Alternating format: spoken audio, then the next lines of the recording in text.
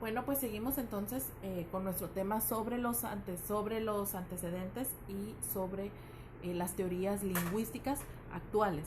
Obviamente hablar de las teorías lingüísticas actuales necesitamos hablar de las teorías lingüísticas que vienen desde la antigüedad hasta el siglo XIX y que son parte de los antecedentes de lo que nosotros conocemos hoy en cuanto al estudio de la lingüística.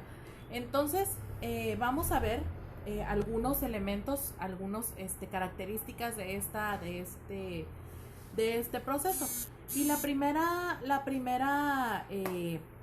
escala que vamos a hacer va a ser en el Oriente, en el año 350 antes de Cristo.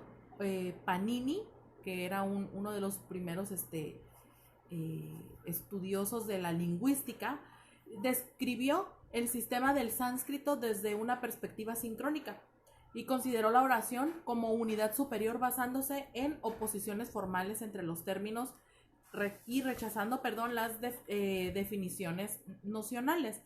Entonces, la gramática, entendiendo todo esto, la gramática tiene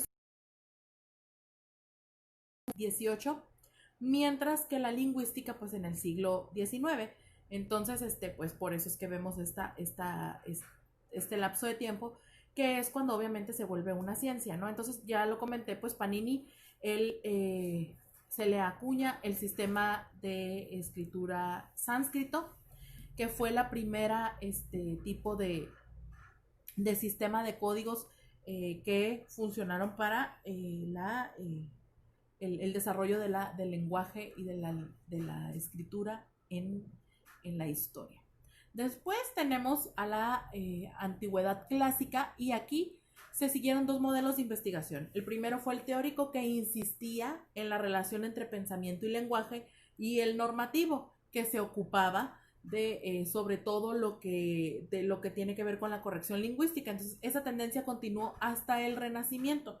Estos dos modelos de investigación, modelo teórico y modelo normativo, pues ayudan a comprender de mejor manera cómo es que se desarrollan los procesos lingüísticos. Entonces llegamos al Renacimiento, y en el Renacimiento se comenzó con la gramática comparada, que es la elaboración de gramáticas en lenguas vulgares, y se iniciaron teorías que más tarde recibieron el nombre de abstrato y superestrato, ¿ok? Abstrato con D y superestrato.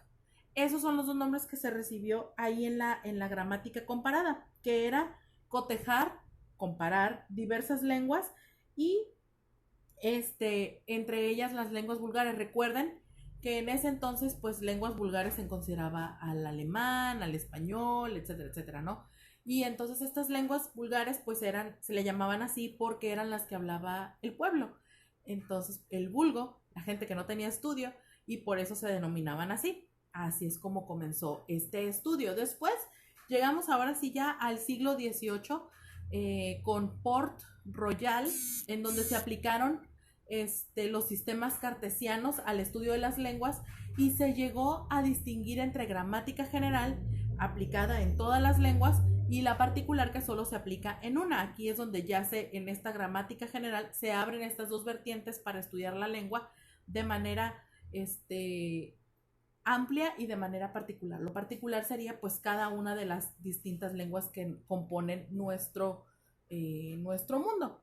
Entonces, de ahí vamos al siglo XIX, donde se retoman los estudios comparados e históricos con ejemplos tan claros como los proporcionados por Humboldt, y, y los neogramáticos. Vamos a ver un poquito sobre la neogramática, sobre ellos, cómo trataron de hacer nuevos aportes a la lingüística. Y bueno, pues finalmente dentro de lo mismo, pues surgen también las posturas del racionalismo de Leibniz y el empirista de Luke, que vamos a ir viendo a estos personajes un poquito más adelante. Vamos a trabajar con ellos. Y estos personajes se encargaron de analizar cada uno de los procesos de la lengua, cómo se va modificando, cuáles son sus aportaciones, cómo es que en el pasar de los años va sufriendo modificaciones, etcétera, etcétera, ¿no? Entonces llegamos a la lingüística actual, que es la que está dominada por los problemas teóricos que ya se trataban en la antigüedad, es decir, tratar de ver cómo se compone la oración, cuáles son sus elementos. Seguimos, o sea, pasó un montón de tiempo y siguen en lo mismo. Y en este periodo se hace una distinción entre significante y significado, que fue lo que hizo Aristóteles, es decir, el valor que le damos a los objetos y lo que representa ese objeto, significado y significante. También lo vamos a ver un poco más adelante en el curso. Y también empezó en 1751 la oposición entre sincronía y diacronía, es decir, todo lo que tiene que ver con esa capacidad de la lengua de acomodarse a un tiempo y a un determinado entorno, cómo se adapta. También vamos a ver en 1817 a Hegel, quien nos hace dos diferenciaciones entre lengua y habla, ¿ok? Que no es lo mismo. Y él hace estas distinciones para su mejor apreciación, ¿ok? Vamos a nuestro último video clase y ahí continuaremos hablando de este tema.